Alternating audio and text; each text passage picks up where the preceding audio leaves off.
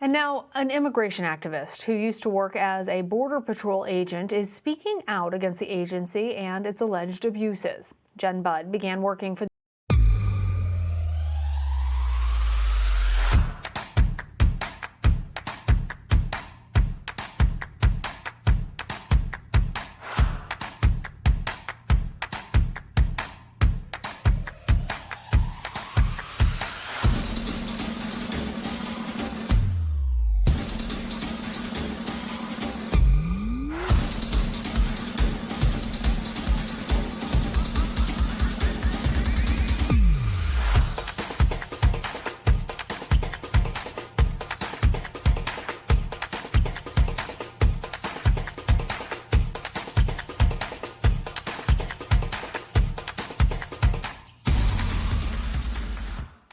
U.S. Border Patrol, which operates under U.S. Customs and Border Protection in the 1990s.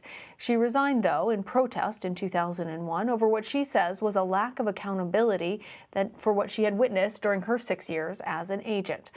And Jenn Budd joins us now for more.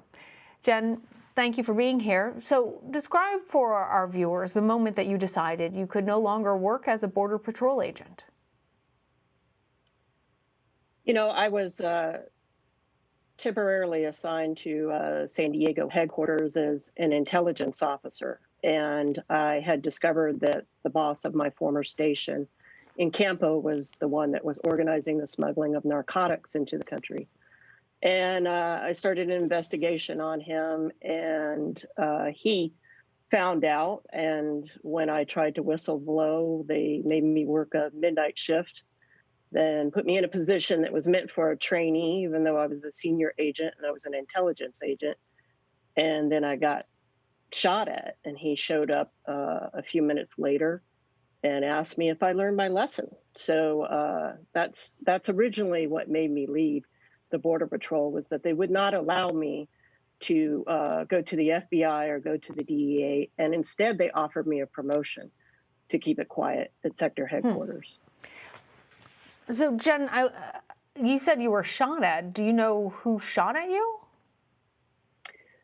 Well, I mean, it's obvious. It was obvious to me that he set that up, but I don't know who was doing the shooting. I know it was an assault weapon, and it was down at the border in a very dangerous area, and it came from behind the fence with a little hole in the fences where the shooting came from. So after that, you resigned from Customs and Border Protection. Talk to us about your transition from working with that agency to instead advocating for immigrant rights and some of the challenges that you experienced in making that shift. You know, I mean, I didn't have a change in my opinion on immigration enforcement until it took me about 15 years, really, to think about what I had done in the agencies, the policies that I was enforcing, the laws that I was enforcing. And honestly, I had a lot of PTSD from when I was in the Border Patrol, and some from when I was younger. I had a pretty rough upbringing, and I had a big suicide attempt in February 2015.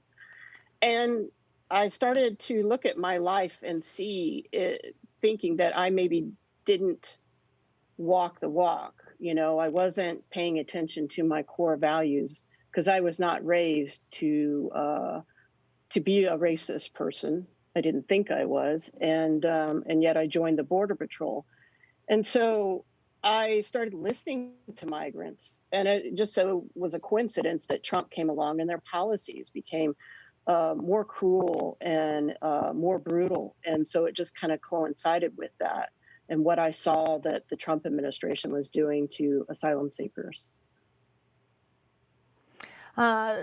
We reached out to Customs and Border Protection, and they responded to the accusations, telling one outlet, quote, "Allegations of abuse and corruption are taken very seriously as the slightest hint erodes public confidence and subverts the Border Patrol's ability to effectively accomplish its mission." What's your response to that? Well, they say that all the time, but I mean, you know, if you ever notice that the agents who end up getting arrested for corruption, for drug smuggling, and so forth, it's usually by another outside agency. And every time the Border Patrol puts that same statement out. But the fact is, even their own CBP Commissioner of Internal Affairs, James Tomchek, stated that that agency is the most corrupt agency in the United States. They have a narcissistic mentality. They refuse to, admit any of the wrongs, claim that they aren't racist, that they aren't sexist, that they don't have a rape culture.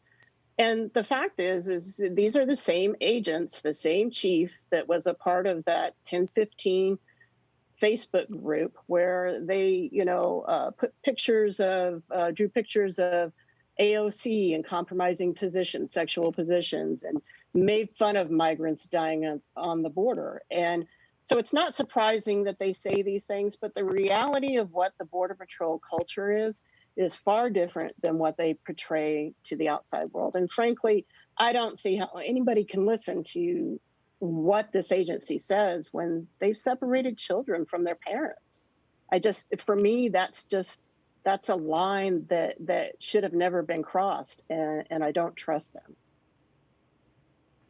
All right, Jenn Budd, thank you for joining us. Thank you.